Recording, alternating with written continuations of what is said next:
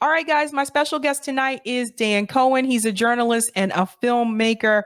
Dan, thank you so much for coming on. Thanks a lot for having me. So I was fortunate enough to meet you at the Assange rally in DC.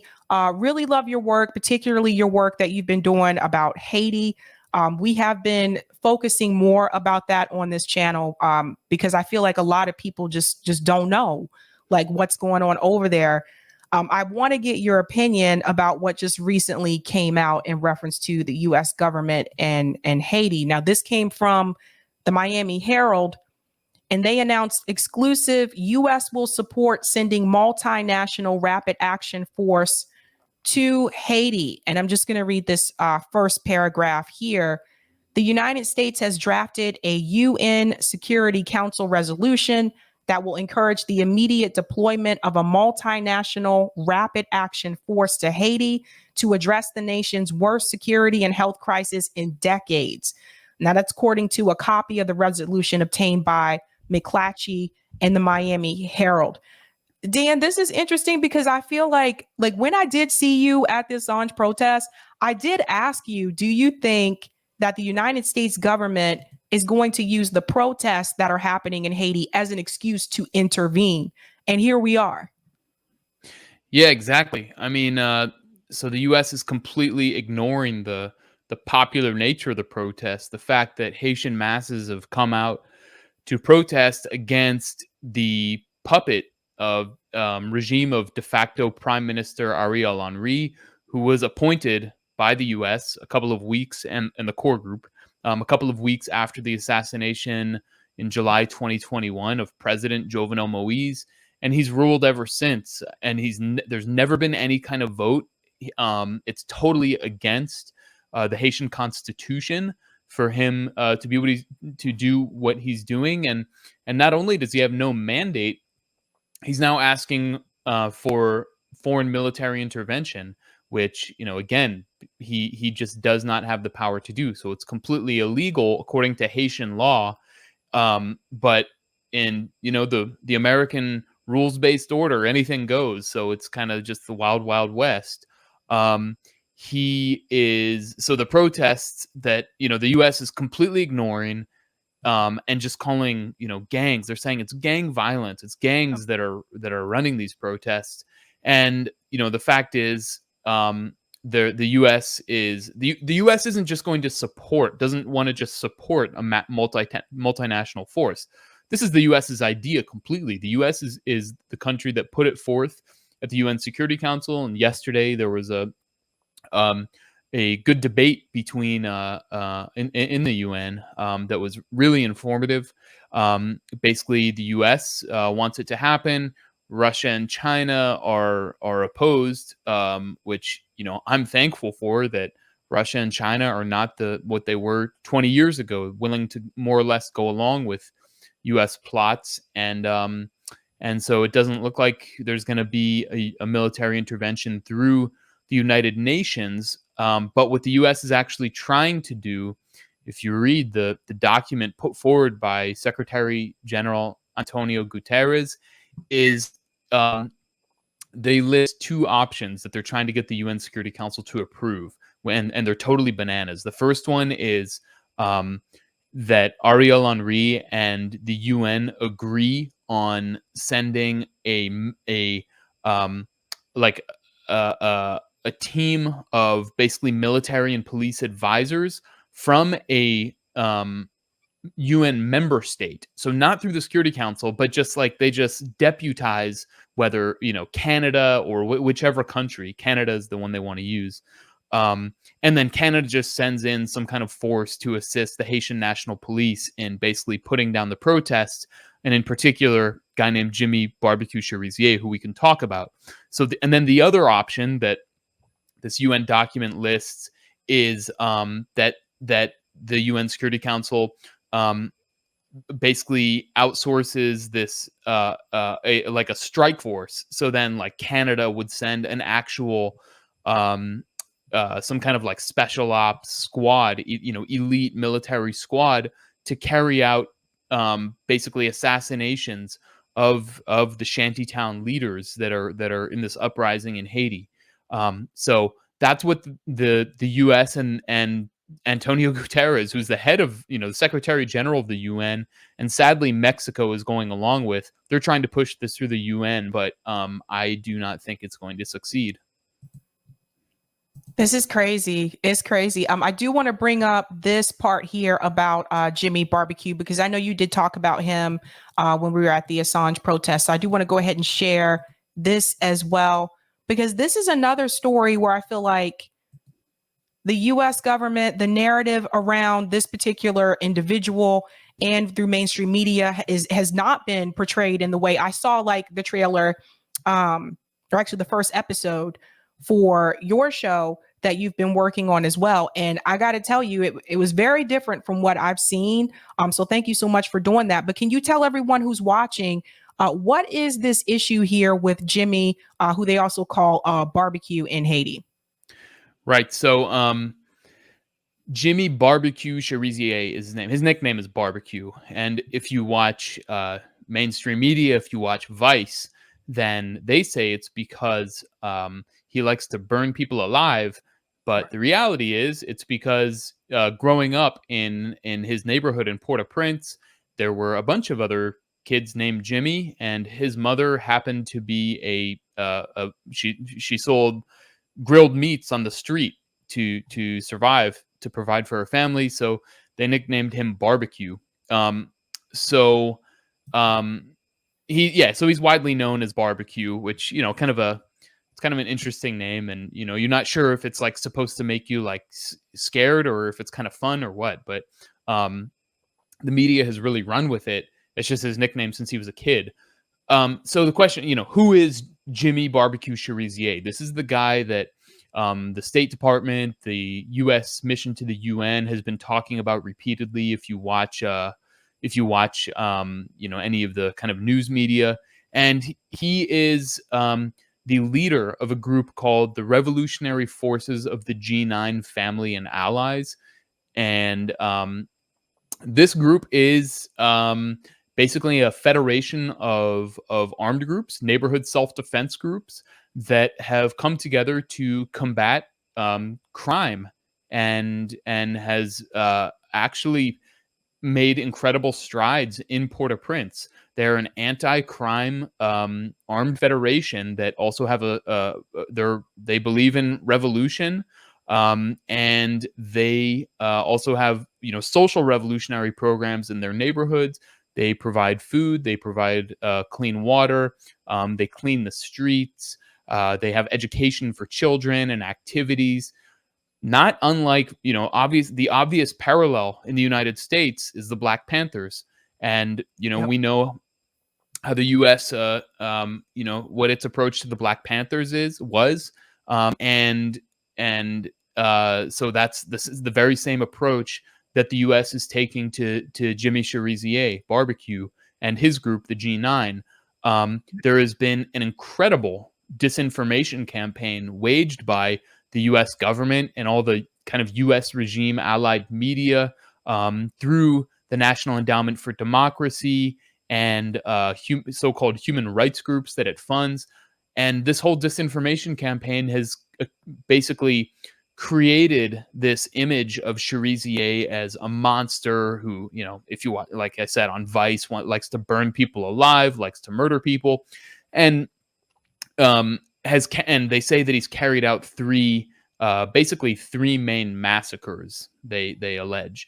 But I have investigated these. I've spent a sick amount of time reading all of the reports that have been put out by human rights groups and universities, and it all comes back to U.S. disinformation campaign. There's not a shred of evidence to that proves anything about the allegations that are leveled against him. So to this point, there's been nobody that's really challenged that in U.S. media, and so I'm kind of myself and my co-director of my documentary, Kim Ives, who works for Haiti Liberté. He's the English language editor of this Haitian newspaper. He's the one who turned me onto it. So I should say Haiti Liberté has been the only outlet to challenge it, and then I've kind of come along in the last year as I've investigated it, this whole disinformation campaign. And so Cherizier is the real deal, and he's being targeted by the United States for that very reason. Right. And just to give people an idea, like this article is called Insight Crime. So they have him here under Insight Crime. And then in the first paragraph here, it says a criminal federation of 9 of the strongest gangs in Haiti's capital of Port-au-Prince. So this is the narrative that Dan is talking about. One of the things that go ahead. Check that out. If you actually, this is really a fascinating case example of this propaganda campaign, because sorry to interrupt you, but I think it's important what you're saying.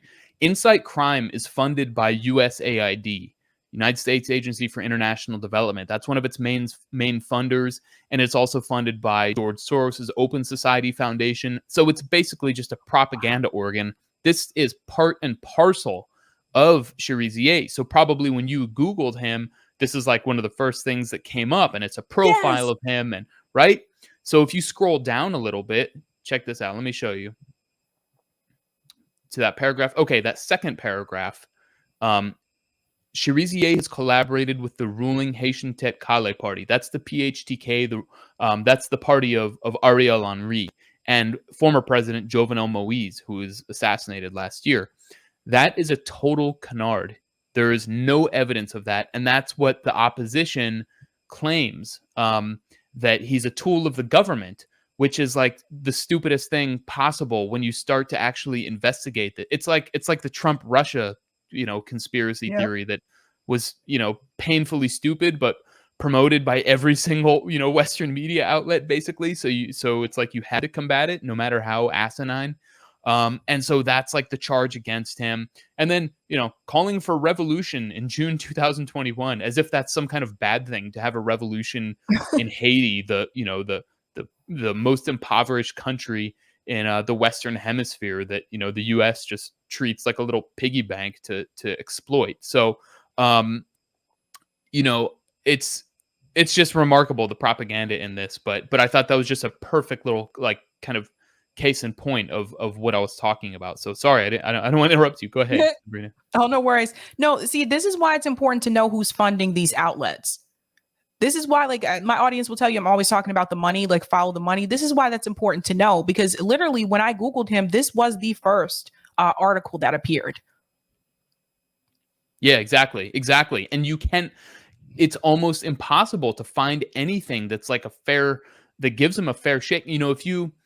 If you trace like the reporting on him, it all comes back primarily to this thing called the Haitian National Network for Human Rights.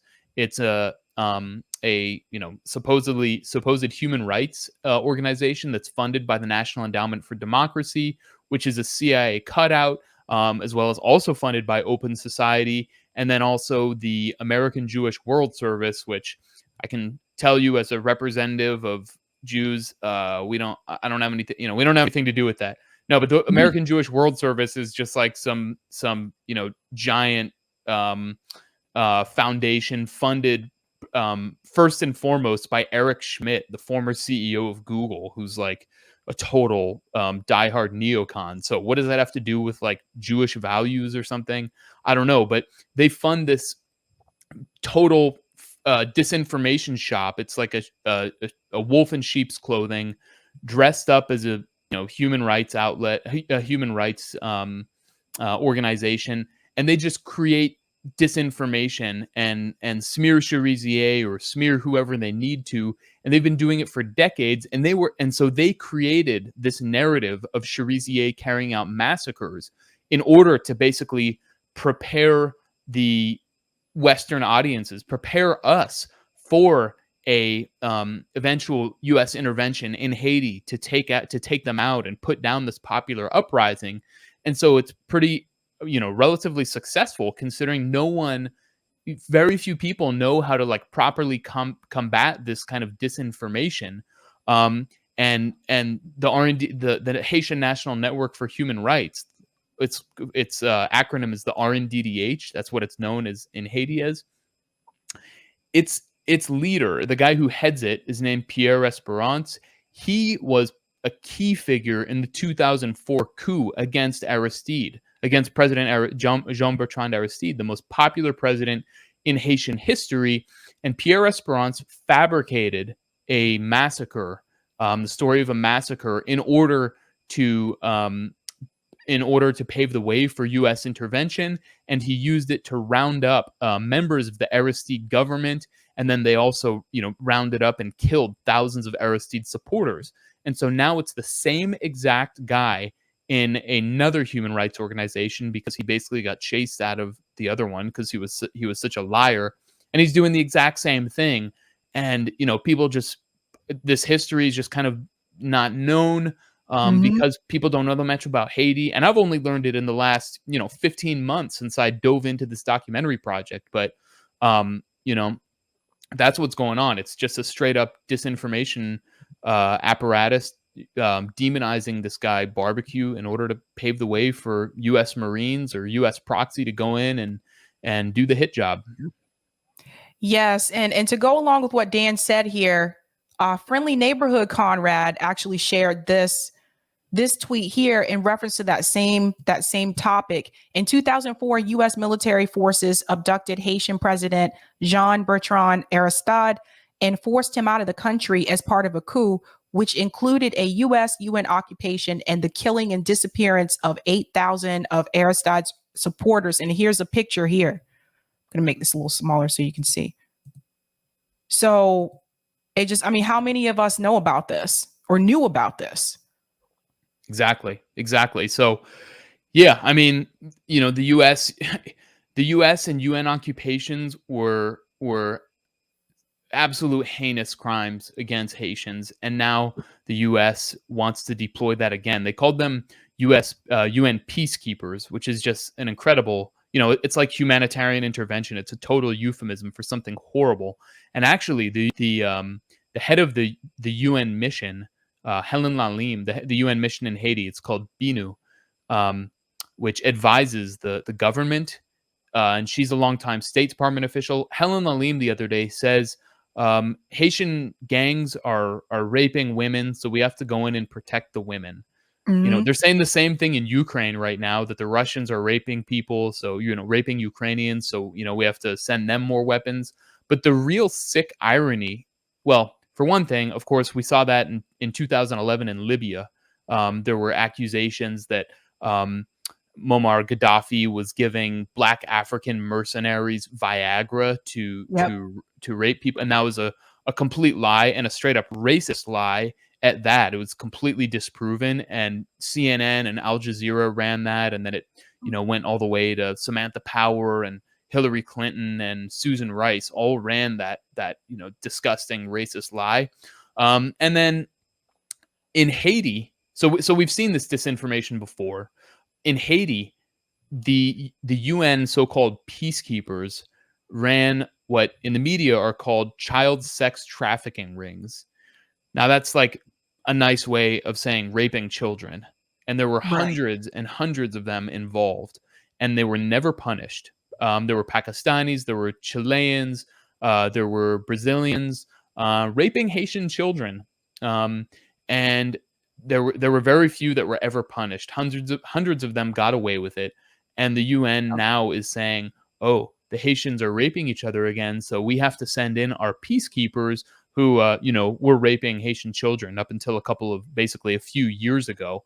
So it's just the most, I don't even have words for how low that is. But, that's what we're dealing with here. That's just how disgusting U.S. empire is.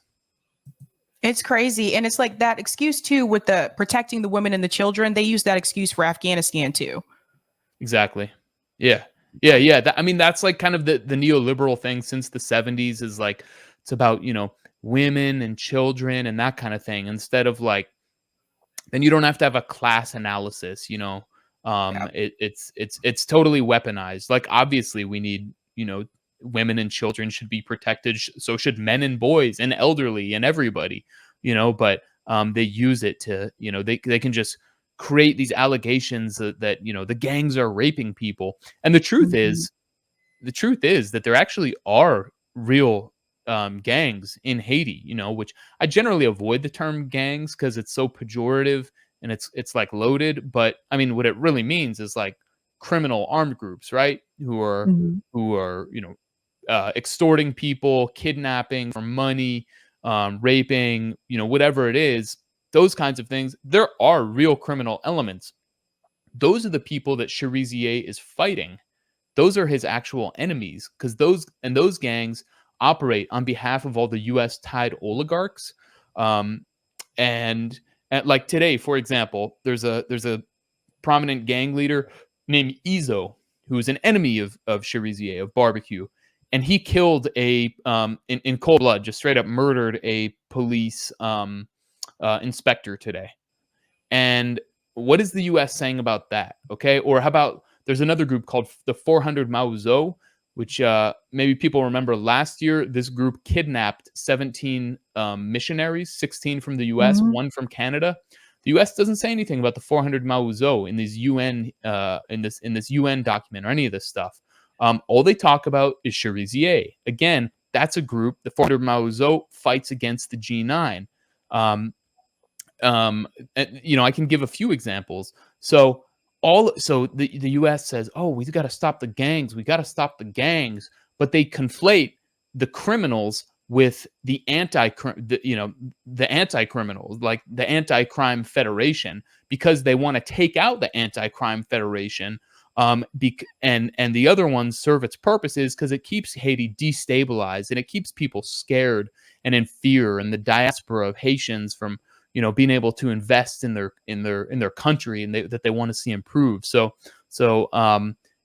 It's just so insidious, the language that the U.S. uses, all this rosy language for peacekeepers and stopping the gangs and all these things. So we Yep. just got to oppose this.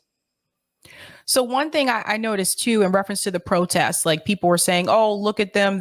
Look at these people protesting in Haiti. They're so like unhinged." And some of the words that have been used to describe the protesters in Haiti, and I'm like, well, they should have every right to be angry. They're protesting over fuel hikes, right? And then one of the things that I found in reference to the fuel hikes is that actually affects the water shortage that they have in Haiti. And because they have the water shortage, now they're saying that cholera, which has pretty much been gone from Haiti for years, has now reappeared, because if you don't have water, then you have sanitation issues. So people can't wash their hands. And to hear like someone like Ariel Henry tell the protesters to just be calm and calm down, I'm like, are you kidding me? Like, people are literally like dying. People are starving. Like, I feel like Haiti is one of those countries that's just very much ignored. I feel like it's either ignored or it's vilified, whether it's the US that's doing it or another country that's doing it. But I feel like people just don't really care about Haiti. But even in reference to the protest, mainstream media, from what I've seen so far, they're not even covering it. Right, exactly. It's a total blackout in U.S. media. Just like they're ignoring all the anti-NATO protests in Europe. It's Yep. like mainstream media is all about just manufacturing reality to kind of suit U.S. interests. The protests in Haiti have been massive. People are actually blockading streets all over Port-au-Prince to Mhm. like basically shut down the state so it can't function with this criminal in power, this U.S. puppet. In terms of, it's what you said. Haiti is either ignored or vilified. So people have been in the slums of Haiti. Right around. Okay, so you have Port-au-Prince. That's where a lot of the trade, international trade comes through. You have the fuel terminal. You have shipping terminals, and like millions and millions of dollars worth of whatever kind of product pass through there on a daily basis. Right next to them, on the other side of like a cinder block wall, you have the worst poverty in the Western Hemisphere. Slums that you can't even imagine how horrible they are, and families packed into a room hardly like bigger than this. Um, Living in just sheer poverty, and no one and sewage flooding all the time, people living in this, and you never hear anything about it in the media. No one ever wants to talk about the conditions that the people are living in. That never gets touched. The most vilified, ignored, forgotten people in in the world. um, and so now all of a sudden the US is so concerned about water and, gender-based violence and all these things for Haitians, and it's because they're trying to manufacture consent for a military invasion to take out Cherizier. What Cherizier barbecue? What is barbecue doing right now? His group, the G9, is one of many groups that have erected blockades at intersections throughout Port-au-Prince. There are many, many of them. His is at the Vero gas terminal, which is the main terminal where fuel comes into Haiti from outside. So the U.S. is saying, well, he's blocking the fuel, so we have to go in there and take him out for humanitarian reasons. We need a strike force to do this, so Haitians, can get back to the great situation they were in before. The thing is, there's I think a really important point for people to understand about this blockade on the fuel terminal that the U.S. keeps talking about is these protests were kicked off by fuel price hikes. The IMF told Ariel Henry increase the price of fuel. He doubled it overnight, okay? So what does that mean? All these poor people who are living on the edge suddenly have no way to go to work, to be able to go and sell their wares, whatever it is, on the street, or go work in the sweatshops. They can't send their kids to school. You can't go out and buy food. So that gas terminal is no longer for you. You are totally priced out of it, and that's by far the majority of Haitians. That gas terminal is only for the rich, the wealthy, who live up in the hills in their mansions overlooking Port-au-Prince. So now that there's this huge protest movement against it, Cherizier says, look, if we're not going to be able to, if we can't get gas, if the poor people can't get gas, you can't either. Then nobody can get gas. And that's what this regime wants, right? That's what the international community, that's what the US, that's what the IMF wants, is that the poor people are cut off. So the US just wants to resume it, to basically cut Haitians off from any kind of ability to sustain themselves and to live. That's right. And so they're citing Cherizier has blocked this and challenged them. And if you look at the protests, you can find plenty of video on Twitter or on social media. There's nobody who's calling for barbecue to lift the blockade. What are they saying? They're saying down with Ariel Henry and no to foreign intervention. That's what they're saying. So that whole U.S. line about we gotta free that fuel line, that's totally bogus. Well said, Dan. I think that there's something else that people might need to be aware of too, and you brought this to my attention. We were talking about there's different anti-war groups, right, that are advocating for Haiti, saying that no, hands off Haiti, U.S. hands off Haiti. But there was something that you mentioned about this at the event in reference to some of those groups. I don't know if they realize this or not, but that in some type of way, this is connected to another movement that you were talking about. So people need to be careful how they frame it. I believe it starts with an M. You have the to Montana Accord. Yeah. Yeah. So okay. Yeah. So the opposition to Ariel Henry, to the so-called interim prime minister, to the little dictator that the U.S. has in Haiti, his opposition is called the Montana Accord. Montana Accord is named for the fancy hotel in Pétionville, in the rich neighborhood of Port-au-Prince, where it was signed. And it's basically opposition political parties, NGOs, and so-called civil society groups that are all tied to the U.S. just like that are most of which are tied to the U.S. just like Ariel Henry is.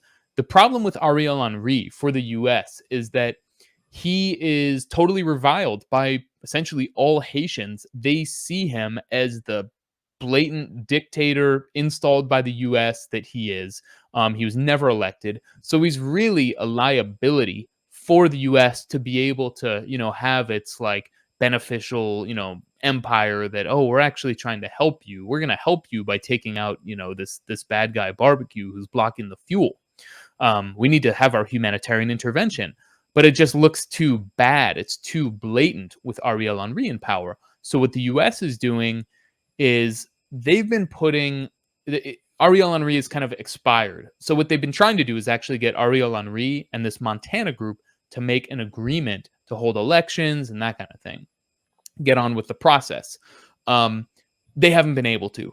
And so the U.S. is really putting its weight behind the Montana group, because the Montana group is not just like one guy who they just stuck in and said, you're the prime minister.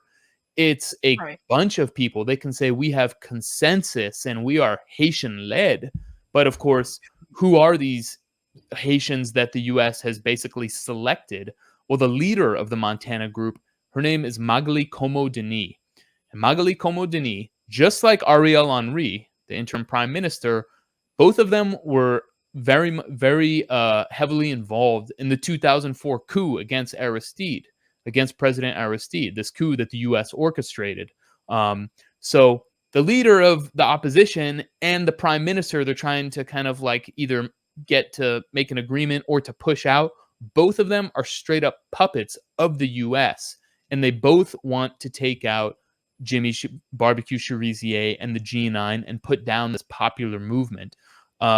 So there's a lot of support in Washington, and a lot of, the New York Times op-eds, Washington Post op-eds, a lot of kind of the liberal intelligentsia are all pushing for the Montana Accord as a Haitian-led solution. But it's like, the U.S. wants these Haitians to be out front, but the U.S. is actually leading from behind. And they are the most fervent in support of U.S. military intervention. And, the thing, they actually put out a statement a few days ago saying, we don't want intervention. But of course, you have Magali Como Denis leading it, who totally believes in intervention. And the second in command is a guy named Ted St. Dick, who wrote an article about 2 weeks before calling for the U.S. to take aggressive activity to intercept criminals in Haiti and to, reinforce security. So it's obvious little euphemisms for military action. So they are just as desperate for military intervention to stave off what is a real popular uprising and revolutionary uprising that threatens U.S. control of Haiti. This is why I always tell people you have to look beyond the theme and the title or the phrase that's being used, because I make this joke a lot about the Progressive Caucus. I'm like, it's called the Progressive Caucus, but is it really progressive? Right. But people could assume that if they don't look into it. But to show you guys exactly what Dan's talking about, if you see this article here by the Washington Post, so what does it say? It says the Montana Accord is the right move for Haiti. And so you'll hear people make these phrases like the Haitian movement, it should be Haitian led. So they should go with the Montana Accord, but not telling you what the Montana Accord is also connected to. That's hilarious. I mean, yeah, I saw that before and I kind of forgot. Yeah, so they're all so, it's like the Washington Post has put out no less than 8, the Washington Post editorial board has put out no less than 8 op-eds since July 2021 when President Moise was assassinated, calling for military intervention in Haiti. So they're like, we need military intervention in Haiti, and we need, the Montana Accord. So it's like they work hand in hand. That's why, the establishment is so desperate to get them in power. The other kind of part of this is, and really why Haiti not only matters for Haiti itself, but has major implications for the entire world and U.S. empire. So Haiti is the test case for something called the Global Fragility Act. And in order to enact this piece of legislation the U.S. passed, the Global Fragility Act, the U.S. has to get the Montana Accord in. Now, the Global Fragility Act is a State Department, USAID, and Pentagon sort of marriage that seeks to shore up U.S. control over so-called fragile states, which is basically like states like Haiti that the government is very kind of weak, and there's popular uprisings, and maybe the U.S. is going to lose control. So it's basically very heavy on Pentagon covert operations. They call them small footprint operations, and training of proxies and use of propaganda and psyops. This is all part of the Global Fragility Act. And Haiti, so like I said, Haiti is the test case, they have several other countries listed too, right below Haiti. One is Libya, of course, which Yep. remains in total disaster 11 years after a U.S.-led NATO intervention, to stop supposedly to stop Africans from raping Libyans.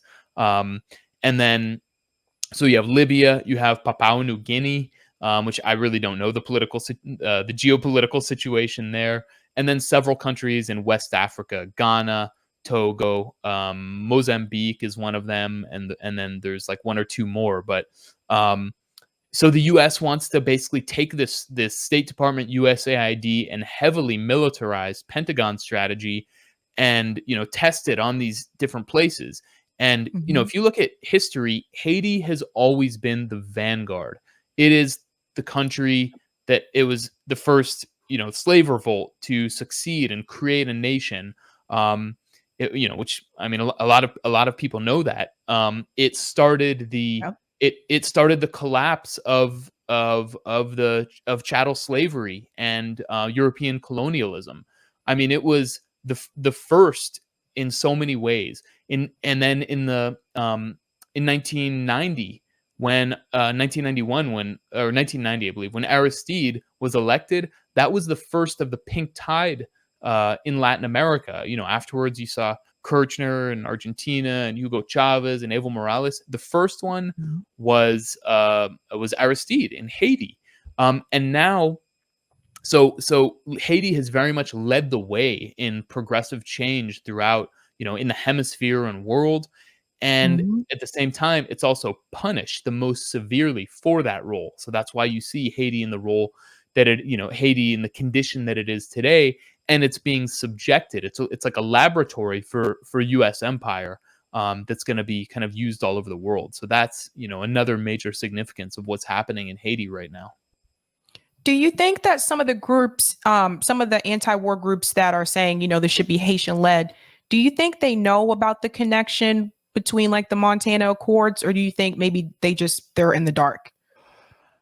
I think some of the groups that are kind of on board with that, well, in terms of actual like Haitians in Haiti, there's a group called Molagaf, which I can't remember exactly what the acronym stands for, but it's like a progressive revolutionary movement in a neighborhood called Fort National. And they actually signed on to the Montana Accord originally. And then several months ago, they broke off and said, no, we are not going to take part in what they called an imperialist plot. So they Okay. realized that these people are totally wolves in sheep's clothing, and that they got kind of snickered and conned into supporting this thing. Then you had the Lavalas party, which is the party of Jean Bertrand Aristide, um, that also broke off, though in a much more quiet way. And so what's left is like it's kind of there's a bunch of infighting in Montana in terms of the anti-war groups in the U.S. that are supporting it. I think a lot of them, it's kind of like their heart is in the right place. They mean Right. well, but they're not really sure what they're getting into. And maybe, Haitian led sounds really nice. Like who could oppose that? What kind of like monster would oppose that? But, you have to take a really hard look at it. And the thing we have to be careful with is to not kind of, lend your kind of progressive credibility to something that is totally imperialist to the core. And, you end up getting used as like window dressing, or Mhm. to like promote something that's totally against the interests of Haitians. So I don't know if you've seen this. I'm going to share this quick clip here from Clare Daly, and she had something here to say about the history of Haiti, and I think everyone needs to pay attention to this. I think this is incredibly important in reference to why this country is attacked so much by the U.S. government. Listen to this. Haiti is the site of the first and only successful slave revolution in history. Haitians won their independence from France in 1804 and immediately abolished slavery, becoming the first place in the world to do so. It was also the first state to outlaw racism in its constitution. Haiti was a beacon of light for the world. And it was punished for it. It was punished over and over again by France, by the US, through a series of coups, invasions, occupations, assassinations, through relentless meddling and crushing debt. They were determined that this beacon of freedom would be extinguished because it presented a bold challenge to the dread logic of capital and empire. But the Haitian people kept fighting through. Theirs is a light that never goes out. And so, it's still being punished. The meddling goes on. If Haiti is a mess, and it is, then Europe and the US are to blame. If we want to support the Haitian people, and we should, we'll stand up to the US, the world's bully, tell them to get out of Haiti and get out of it ourselves. What are your thoughts on that, Dan? Yeah, that's like what I was trying to say, but she said it about 1 billion times better. I love Clare Daly. She's incredible. She's her and Mick Wallace, I think is his name, are just, those are two heroes of mine. And she said it in just such a poetic way in that beautiful Irish accent. That was awesome. So she's so spot on. I mean, it's, I was trying to say Haiti's the vanguard. So it's, it's half of an island in the Caribbean, but it plays just an outsized role, and the U.S. is really, focused intensely on keeping it in its grip. I mean, one other thing to consider on why the U.S. is so focused on it. Of course, there's the resource question. There are rare earth minerals. I think there's a lot of oil that's been discovered, oil, gas deposits. I need to look into that a little bit more, that have been sitting there for some years. There's the geopolitical aspect of kind of like, well, if Haiti goes, then what happens to the Dominican Republic? What happens to Puerto Rico? So that's Right. could be kind of a domino effect. And then you have Cuba right there, and Venezuela. I mean, if Haiti goes, that would be just total. It would actually be a major blow to U.S. empire. Then I forgot the other thing I was going to say of why it would be so significant. But I mean, you really can't underestimate actually how huge it would be. But I think part of it is like the U.S. just doesn't want to allow an example. It's like Haiti. I mean, that's one of the things Clare Daly was saying. Haiti has served as an example. This is something I need to read up more on, and maybe something about it. But Haitians played important roles. Haitians partook in slave revolts in the United States, and the the founding fathers in the United States, who are hailed as these great revolutionaries. They were horrified by the idea of the Haitian Revolution, of slaves, of freeing themselves. So we as everyone in the Americas owes a huge debt to Haiti. That we're not living in a slave system today. We live in kind of modern slavery, wage slavery, but Haiti just plays an enormous role for how small of a geographic place that it is. Well said. And I like that you brought up the fact that like the U.S. like intervening in Haiti could also affect the Dominican Republic. Like they share an island. It could affect them. It could affect Puerto Rico. Like, how far is this going to go? And I want to point out something too, because a lot of times I hear people make this statement of third world countries, but some of these countries are actually rich in resources, which a lot of times is the reason why the United States government is there in the first place. And they drain the resources from those countries, and then the people are left with nothing but rubble. And then when those people try to come to the United States, the U.S. government doesn't want them to come. If you remember last year when Haitian migrants were met at the border, the U.S. government, Joe Biden was like, no, they were like, you can't come here, but you destroyed their country. And Exactly. It's just, I think people don't really understand. Like, why would someone make that trek? Why would they make that journey all the way here, as dangerous as it could be? Why would they do that? Yeah, exactly. Like, oh no, they just want to come here for like McDonald's and I don't know, like Justin Bieber, because they love our culture, our superior culture.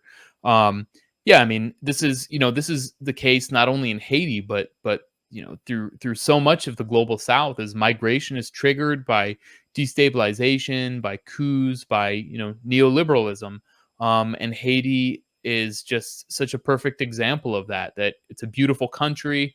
I mean, honestly, who would want to go live in like, the cold of and tough life of New York City, when you could live in like a Caribbean paradise, where, the Mhm. land is fertile, but the US has made it totally unlivable, for people, and so huge amounts of them choose to leave. And it's a total crime. And then, like you said, they get here and they get, deported, like, oh, stay out of our country, stop trying to take our Yep. resources, you're criminals, or you bring disease, or, I mean, how many Haitian, I don't even know, but huge amounts of Haitians have been deported. Think of the Yep. resources that have been spent on these flights, that the U.S. That ICE, um, contracts to private companies to send them on planes back to Haiti. Just the logic of people risk their life going, from Haiti Mhm. to Colombia, through the Darien Gap, all through Central America and Mexico, and you get to the U.S. and you get taken back on a plane. I mean, there's just something like so unbelievable about that. So like perplexing, that the US is happy to spend resources to destroy people's lives and keep them in suffering and misery, but in terms of, doing anything for migrants, or let alone for the people, actual citizens of this country, not a chance.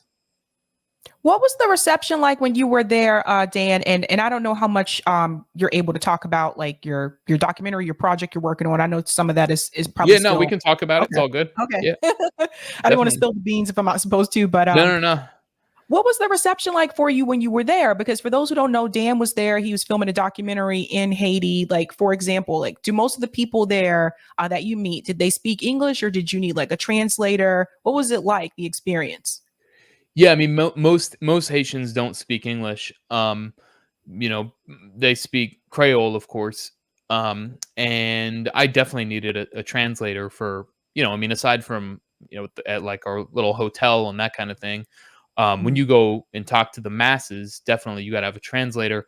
My co-director for my documentary, Kim Ives, he speaks fluent Creole, so I was really fortunate to work with him, and that's the only reason I've been able to kind of get to the point with, my analysis and my understanding of Haiti is following the lead of this outlet, Haiti Liberté, which I really recommend everyone checks out, which is led by Haitians who fled mostly in like the 80s, under the U.S. backed Duvalier dictatorship, and have lived in the U.S. and tried to, organize, um, and then Kim is the English language editor. So I mean, we get accused of like being like two white guys who are going to make this documentary to exploit Haitians and make money. Which, I mean, we're not, we're not even making money, number one, but we're actually led by Haitians in this process. It was Kim's editor, a Haitian, who sat him down and said, Kim, this is the deal with barbecue. You got to go,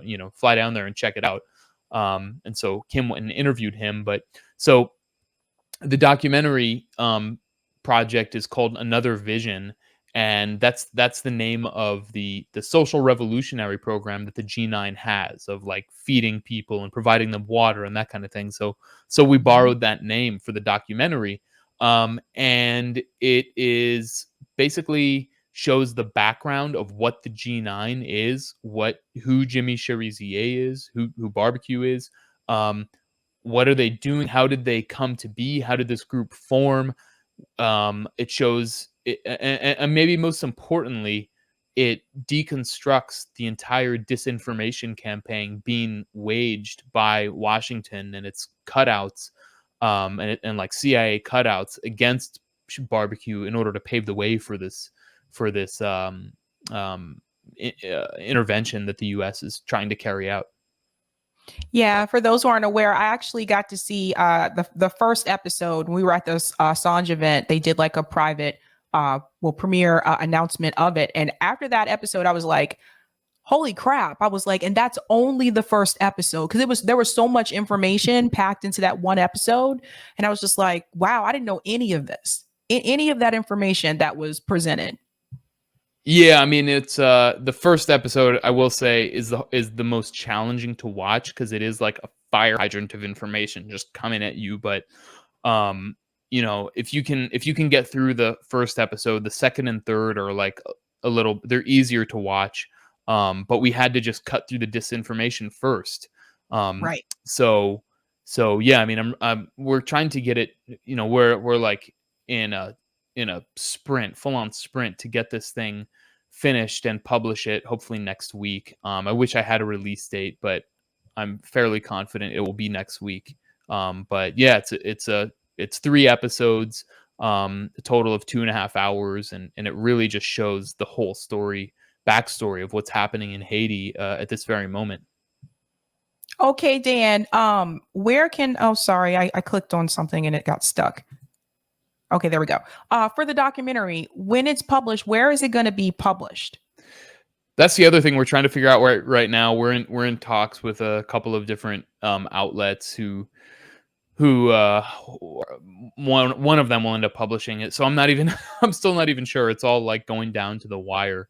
But we'll have it up on I'll be promoting it. So if you check me out on Twitter at Dan Cohen 3000, my Substack, I started a Substack recently, dancohen3000.substack.com.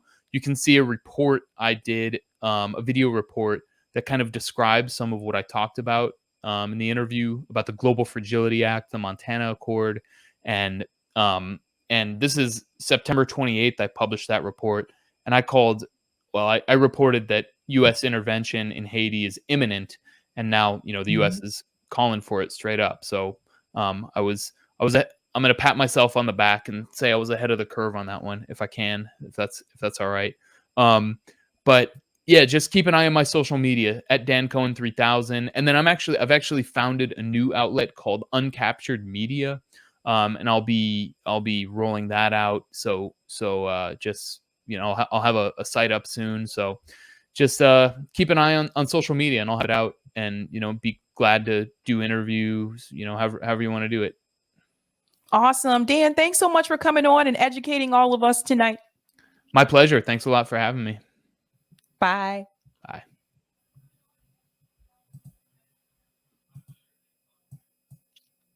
Okay, guys, I hope you learned something tonight. Again, follow Dan on Twitter so you can keep up with that information and that documentary, because when that post, most likely he's going to post it on, announce it on Twitter. So definitely follow him there.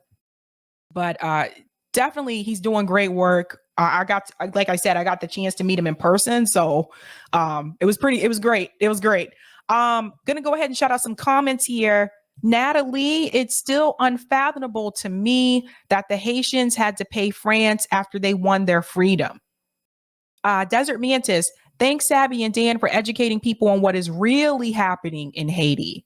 Joy, will CNN or MSNBC have on Dan Cohen to give his eyewitness account and journalistic view? Nope. Yeah, that's telling, right? I told you mainstream media isn't really talking about this. Randy, I can't wait. Thank you for your hard work, Dan.